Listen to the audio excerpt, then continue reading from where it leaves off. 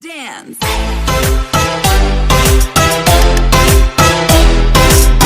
Assalamualaikum warahmatullahi wabarakatuh. Saya Mega Sesva dari kelompok 13. Pada kesempatan kali ini saya akan mempresentasikan tentang teknik penyusunan proposal penelitian dan teknik penyusunan laporan proposal penelitian. Yang pertama ini saya akan menjelaskan teknik menyusun proposal penelitian. Yang pertama itu, di dalam penyusunan proposal penelitian terdapat perumusan judul penelitian. Setelah permasalahan penelitian telah diperoleh, kemudian dirumuskan, kegiatan berikut adalah merumuskan judul penelitian. Judul penelitian berbeda dengan judul buku, cerita pendek, puisi, atau artikel-artikel populer lainnya. Judul harus mampu menggambarkan secara cepat dan jelas apa yang ingin diteliti. Syarat judul penelitian itu, yang pertama itu menggambarkan variabel penelitian. Variabel peneliti adalah isu utama penelitian. Lalu yang kedua itu ada unit analisis. Harus dipaparkan secara jelas unit analisis. Dimaksud dalam uraian ini adalah organisasi, kelompok, orang, kejadian, atau hal-hal lain yang dijadikan objek penelitian. Lalu yang ketiga ada memaparkan lokasi penelitian. Lokasi penelitian adalah tempat di mana unit analisis penelitian berada. Lalu yang keempat ada diungkapkan dengan singkat dan jelas. Walau judul harus disusun sesingkat mungkin, tetapi tidak berarti lalu menjadi tidak jelas. Arti singkat mungkin adalah hindari kata yang tidak seharusnya ada di dalam judul, karena tanpa kata-kata tersebut juga judul sudah dapat dimengerti. Lalu yang kedua itu ada latar belakang. Bagian latar belakang menggambarkan secara utuh dan menyatu tentang tema sentral, masalah yang diuji. Mekanisme proses timbulnya masalah tersebut seperti motivasi yang mendasari dilakukan penelitian dan harapan yang diinginkan dari pelaksanaan penelitian. Tema sentral, masalah yang dapat menjadi kajian dalam penelitian bersifat kondisional atau situasional yang di dalamnya terdapat tantangan, tuntunan, kesempatan, dan sehubungan dengan hal itu tidak jarang dalam mengungkapkan tema sentral masalah penelitian. Lalu yang ketiga ada rumusan masalah.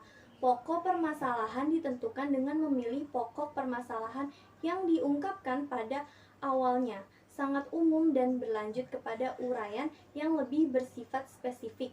Fokus penelitian menggambarkan rincian pernyataan atau topik-topik 12 pokok yang akan diungkapkan melalui penelitian. Apabila digunakan rumusan masalah, fokus penelitian berisi pernyataan-pernyataan yang akan dijawab dalam penelitian. Selanjutnya yang keempat ada tujuan penelitian. Tujuan penelitian merupakan sasaran hasil yang ingin dicapai dalam penelitian. Ini sesuai dengan fokus yang telah dirumuskan ya. Lalu yang kelima ada kegunaan penelitian itu sendiri. Kegunaan penelitian ditujukan untuk pengembangan ilmu dan guna laksana dalam pembangunan. Melalui paparan ini dapat disimpulkan bahwa permasalahan yang diteliti layak dilaksanakan dan fungsional secara ilmiah maupun praktis. Misalnya kalau ternyata bukti bahwa ada hubungan antara gaji pegawai dengan semangat. Lalu yang keenam itu ada kerangka pemikiran. Dalam kerangka pemikiran, peneliti harus menguraikan konsep atau variabel-variabel penelitiannya secara rinci. Dia tidak hanya mendefinisikan variabel-variabel tadi, tetapi juga menjelaskan keterkaitan di antara variabel, lalu menguraikan kerangkanya, serta peneliti tidak sekedar memfokuskan pada variabel-variabel penelitiannya. Lalu yang ketujuh itu ada menetapkan hipotesis penelitian. Penelitian bisa menggunakan hipotesis atau bisa juga tidak, atau bahkan bisa pula memunculkan hipotesis. Yang dimaksud dengan hipotesis adalah tesis atau kesimpulan yang masih belum tentu benar atau hypo. Karena belum tentu benar, maka itu perlu. Lalu yang kedelapan ada kajian pustaka. Kajian kepustakaan berfungsi sebagai dukungan evidence ilmiah yang relevan dengan masalah yang diteliti. Lalu yang kesembilan ada metode penelitian. Nah, di dalam metode penelitian ini yang pertama ada penentuan metode penelitian. Setelah penelitian sangat memahami apa yang akan ditelitinya, maka hal yang paling penting adalah proses penelitian, menemukan bagaimana cara menelitinya. Di sini peneliti memilih metode penelitian apa yang akan mengakibatkan tujuan yang sesuai. Dalam ilmu-ilmu sosial, banyak metode penelitian yang dipakai, antara lain ada survei, eksperimen, studi historis, studi kasus, dan lain-lain. Yin dalam bukunya yaitu tahun 1989 mengatakan bahwa ada 3 kondisi yang perlu dipertimbangkan dalam menetapkan metode-metode penelitian apa yang akan dipakai. Yang pertama, jenis pernyataan penelitian. Yang kedua, sejauh mana peneliti dapat mengendalikan kejadian atau suatu objek. Lalu yang ketiga ada waktu kejadian atau lalu selanjutnya ada menentukan sampel penelitian. Sebelum ditentukan sampel, peneliti harus menetapkan populasi penelitian karena sampel adalah bagian dari populasi. Misalnya penelitian dilakukan terhadap pegawai di departemen X, maka semua pegawai di departemen itu adalah populasi. Penelitian terhadap desa di kecamatan X, maka seluruh warga desa yang ada di kecamatan itu merupakan. Nah, setelah kita sudah menentukan populasi atau sampel, selanjutnya kita akan menentukan teknik pengambilan data apa nih yang akan kita ambil. Data adalah informasi yang berkaitan dengan variabel penelitian. Kalau variabelnya adalah motivasi kerja pegawai, maka datanya adalah informasi tentang motivasi kerja pegawai, bukan yang lain. Kalau variabelnya adalah upah atau gaji, maka informasinya berupa jumlah upah dan gaji yang berupa uang yang diterimanya. Beberapa teknik pengambilan data yang umum digunakan dalam penelitian sosial antara lain ada wawancara, kuesioner, studi dokumentasi, observasi. Untuk masing-masing teknik pengambilan digunakan instrumen pengambilan data yang berbeda. Wawancara menggunakan panduan wawancara dan bisa dilengkapi dengan alat perekam suara seperti tape recorder. Sedangkan kalau kuesioner dia menggunakan daftar pertanyaan atau pernyataan yang tertulis, studi dokumentasi dengan alat catat mencatat atau TUSTOL, observasi dengan TUSTOL, catatan atau sebagainya. Untuk materi selanjutnya akan dijelaskan oleh teman saya. Assalamualaikum warahmatullahi wabarakatuh. Saya Tifalda Afkidara. Saya akan melanjutkan penjelasan dari Mega tadi. Yang keempat ini ada mengoperasionalisasikan variabel penelitian. Variabel ini adalah sesuatu yang menjadi objek penelitian yang mempunyai nilai yang bervariasi. Operasionalisasi variabel ini merupakan proses mengubah definisi nominal menjadi definisi operasional. Misalnya definisi nominal ini dari disiplin, yaitu tingkat kepatuhan seseorang kepada aturan-aturan dikeluarkan oleh organisasi. Misalkan definisi operasional itu masuk jam 7 dan pulangnya jam 2 siang. Lalu yang kelima ada analisis data. Analisis data ini diuraikan pendekatan statistik yang digunakan untuk menganalisis data yang akan dikumpulkan. Statistik yang deskriptif dan statistik yang inferensial terbagi atas parametrik dan non-parametrik. Lalu selanjutnya ada penutup penyusun. Penutup penyusunan. Proposal penelitian diawali oleh kegiatan menemukan permasalahan sebagai titik awal kegiatan penelitian yang dilaksanakan. Setelah mempersiapkan berbagai kegiatan penunjang, penelitian penyusunan proposal yang berisikan antara lain yang pertama ada judul, latar belakang, rumusan masalah, tujuan penelitian, kegunaan penelitian, kerangka berpikir, hipotesis, metode penelitian yang berisikan yang pertama ada pemilihan metode, yang kedua populasi dan sampel, dan yang ketiga teknik pengumpulan data, yang keempat pengumpulan definisi, dan yang terakhir itu analisis data. Selanjutnya ada teknik penyusunan laporan proposal penelitian. Yang pertama ada pendahuluan. Kegiatan akhir sebuah penelitian yaitu penyusunan laporan. Melalui laporan penelitian itulah dapat kita ketahui bagaimana kualitas keilmuan suatu penelitian telah dilakukan. Yang kedua ada fungsi laporan penelitian. Untuk memiliki pemahaman yang luas tentang metodologi penelitian kualitatif, seorang peneliti itu perlu mengetahui tentang penyusunan proposal penelitian, instrumen, dan rancangan prosedur pelaksanaan penelitian di lapangan.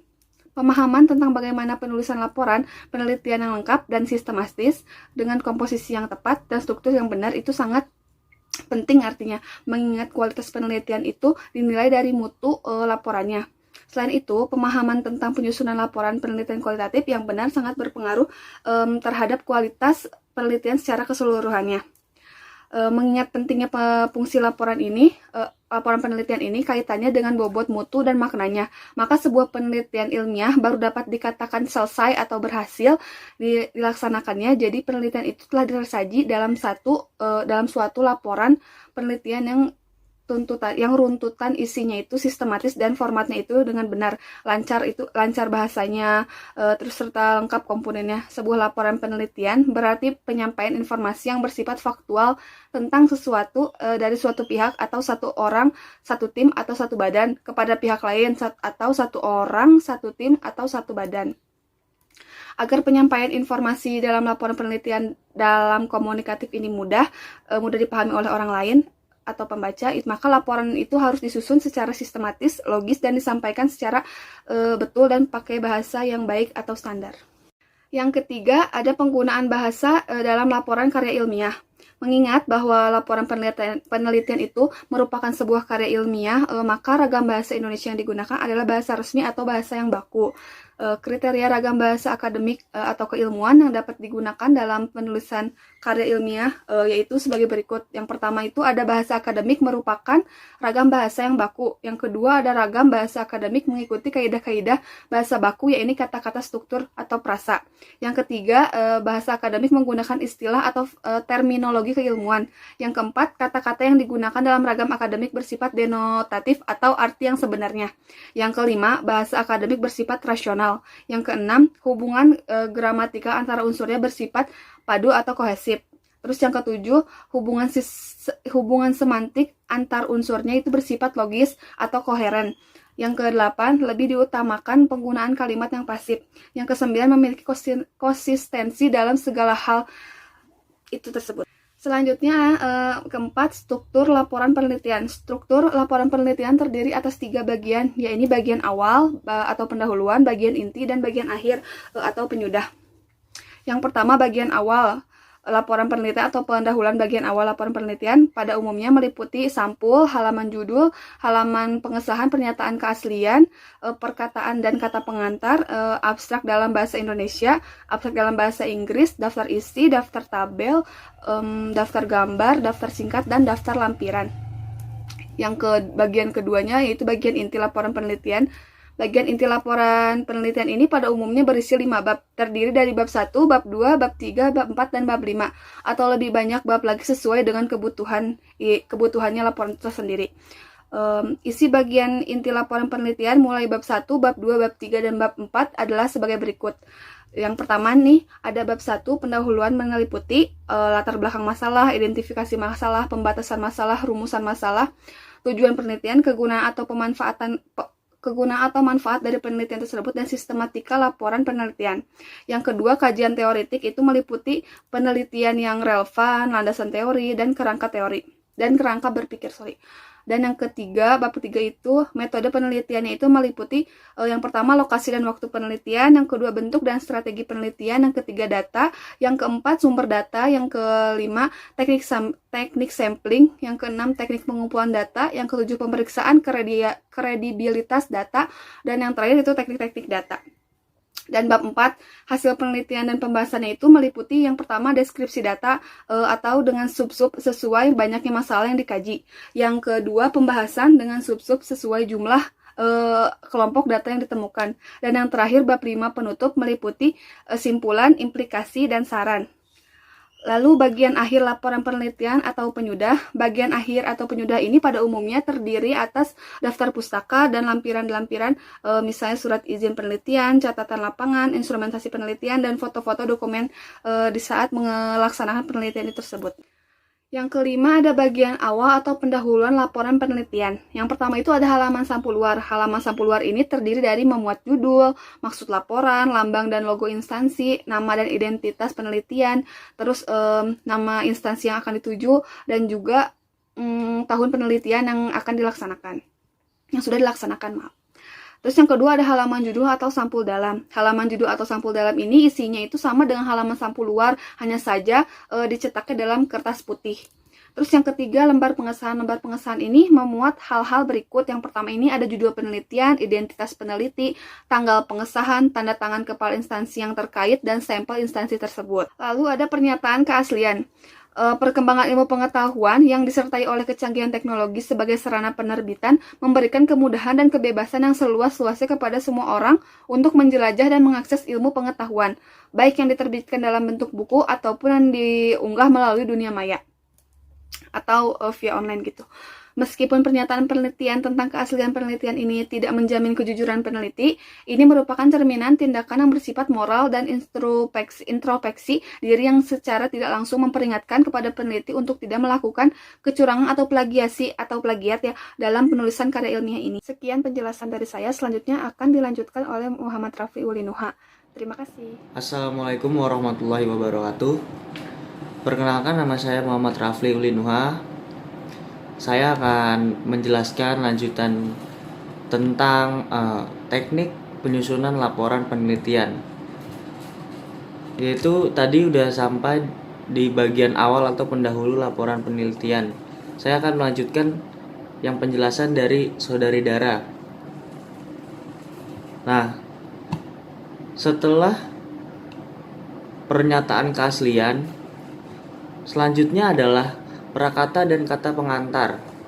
Prakata ini berisi ucapan rasa syukur kepada Tuhan Yang Maha Esa dan terima kasih kepada berbagai pihak yang telah berjasa atas terselesaikannya laporan penelitian. Pada umumnya, karya ilmiah penelitian ini khususnya yang berupa skripsi, tesis, dan disertasi disusun dengan susah payah, memerlukan tenaga, waktu, dan biaya yang cukup banyak serta melibatkan banyak pihak. Oleh karena itu, penulis perlu mengucapkan syukur kepada Tuhan Yang Maha Esa sesuai keyakinannya masing-masing, dan dilanjutkan dengan ucapan terima kasih kepada berbagai pihak yang membantu terselesaikannya penelitian yang dilakukan. Secara moral, ucapan terima kasih juga perlu disampaikan kepada penyumbang dana, pemberi beasiswa, teman terdekat, sejawat, dan keluarga terdekat seperti ibu, ayah, suami, anak, ataupun saudara kandung. Ucapan terima kasih sebaiknya dikemukakan secara wajar, tidak berlebihan, tidak terlalu merendahkan diri, dan disampaikan dengan urutan hierarki. Pada umumnya, ucapan terima kasih disampaikan dengan urutan sebagai berikut. Yang pertama itu ucapan terima kasih kepada para pembimbing atau promotor. Lalu yang kedua, pimpinan instansi tempat peneliti bernaung yang telah memberi kesempatan untuk melakukan penelitian. Lalu yang ketiga, pimpinan instansi tempat dilakukan penelitian. Yang keempat, pakar sebagai konsultan. Yang kelima, pimpinan perpustakaan yang membantu fasilitas dalam studi pustaka.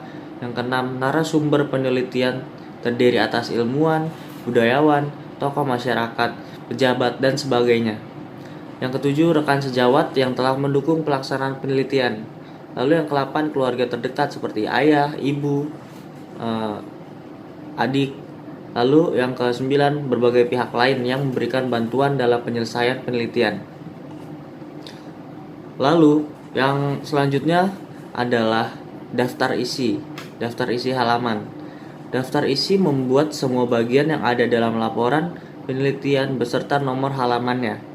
Dimulai dari tulisan daftar isi dan diikuti urutan judul bab dan subbab dengan nomor halamannya. Lalu yang selanjutnya adalah daftar tabel.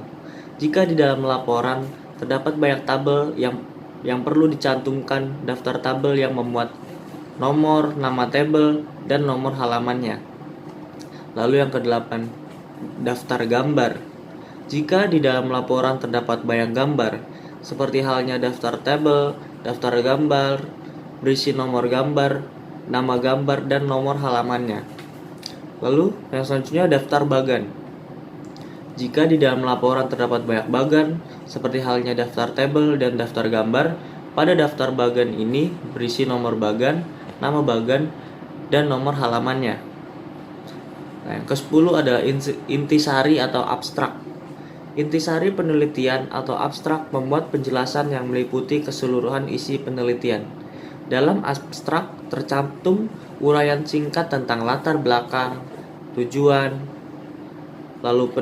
tujuan penelitian, lalu manfaat, teori yang digunakan, metode penelitian, dan hasil yang dicapai atau simpulan dari penelitian. Abstrak dibuat dalam bahasa Indonesia dan bahasa Inggris. Pada lazimnya, abstrak ditulis dalam satu spasi sebanyak satu halaman atau kurang lebih 200 kata dengan disertai kata-kata kunci dan diletakkan pada bagian pendahulu. Lalu, yang selanjutnya adalah bagian pendahuluan. Pada bagian inti, yang pertama adalah bab 1 yang berisi tentang pendahuluan. Bab ini terdiri dari beberapa subbab berikut, yaitu yang pertama adalah latar belakang, pembatasan, yang kedua adalah pembatasan masalah, yang ketiga adalah rumusan masalah, yang keempat ada tujuan penelitian, yang kelima ada manfaat penelitian, dan yang keenam ada sistematika laporan penelitian. Lalu, yang ketujuh ada kajian teoretik. Pada bagian inti selanjutnya adalah bab 2 yang berisi tentang kajian teoretik, terdiri atas 3 subbab berikut ini. Yang pertama adalah penelitian yang relevan, yang kedua adalah landasan teori, yang ketiga kerangka berpikir. Lalu selanjutnya yang ke-8 yaitu metode penelitian. Bagian inti selanjutnya adalah bab 3 yang berisi tentang metode penelitian. Hal-hal yang perlu disampaikan dalam bab ini meliputi subbab berikut ini, yaitu ada yang pertama lokasi dan waktu penelitian, yang kedua ada strategi dan metode penelitian yang meliputi data, sumber data, teknik sampling, teknik pengumpulan data, pemeriksaan keabsahan data atau validitas data, dan teknis analisis data. Lalu yang ke-9 ada hasil penelitian dan pembahasan. Bagian ini selanjutnya adalah bab 4 yang berisi hasil penelitian dan pembahasan. Pada bab ini perlu dijabarkan deskripsi data dan pembahasannya. Yang pertama yaitu deskripsi data. Pada bagian ini perlu diuraikan pokok-pokok data yang ditemukan dalam proses penggalian data di lapangan atau dalam pustaka kajian. Yang kedua, pembahasan atau analisis. Dalam pembahasan atau analisis data ini, keseluruhan data baik yang diperoleh melalui sumber primer maupun sekunder digabungkan dengan pemahaman dan penjelasan peneliti sebagai interpretasi sehingga menghasilkan makna-makna yang baru. Lalu, penutup. Bagian inti yang terakhir adalah penutup. Pada bagian ini ada 3 subbab yang penting yang perlu ditampilkan, meliputi simpulan, implikasi, dan saran. Penjelasannya sebagai berikut. Pertama, simpulan. Sebagai penutup laporan, peneliti harus menyampaikan kesimpulan dari penelitian tersebut.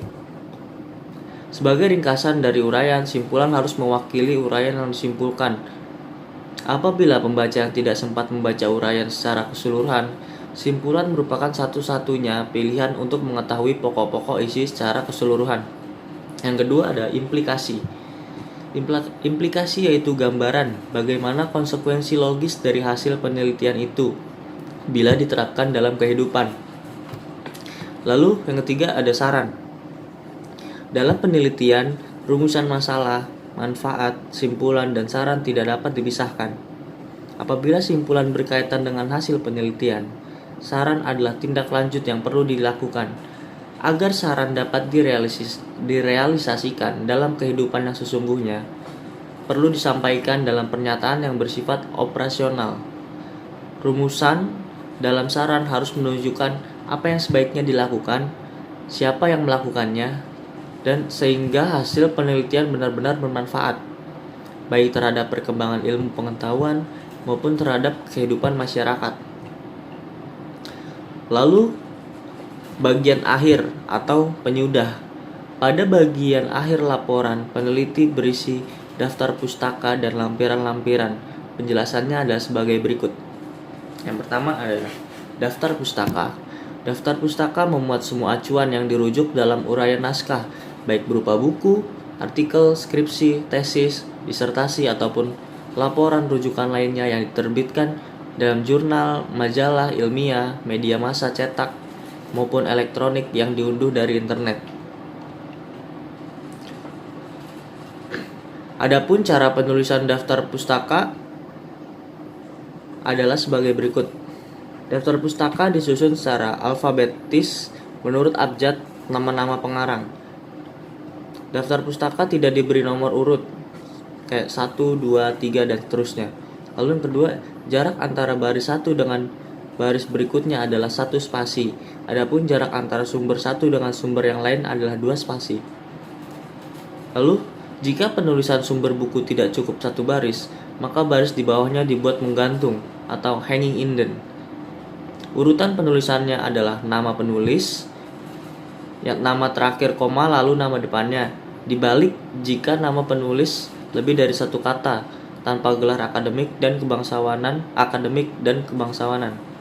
Lalu tahun terbit, judul buku, kota penerbit, lalu nama penerbit. Lalu yang keempat yang dijadikan lema dalam penyusunan daftar pustaka adalah 1. Nama keluarga yang mengenal sistem marga seperti Batak, kan seperti contohnya Nasution, lalu Eropa, Webster, Cina ada Cheo, nama tua Ronggo Warsito. Nah, seperti itu contohnya. Lalu yang kelima, jika tidak terdapat nama penulis dalam buku tersebut, urutan penyebutannya adalah nama lembaga yang menerbitkan, tahun penerbit, judul buku, lalu kota penerbit, dan nama penerbitnya.